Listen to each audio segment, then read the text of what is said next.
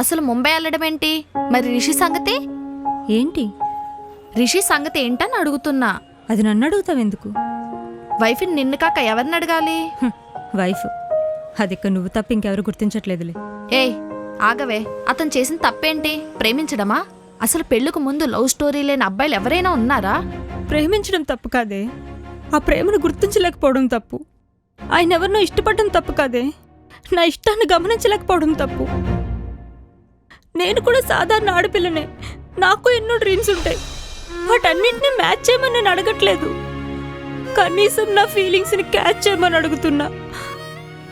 పెళ్ళంటే ఆయనకి అట్టహాసంగా జరిగే వేడుకేమో, కానీ అది నా జీవితానికి, నా సంతోషానికి అతి పెద్ద వేదిక.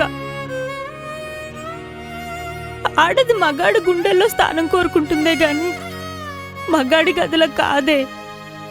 ప్రేమగా చేరదేయాలని ఆశపడుతుందే గాని ఆశ తీర్చుకోవడానికి పక్కకు చేరదే. అతని ఆలోచనకు కూడా దగ్గరగా లేని నేను అతని నుంచి ఏం ఆశించను. అసలు ఎప్పుడు తనని మర్చిపోతారో తెలియని ఆయన కోసం ఏ ఆశతో ఎదురు చూడను.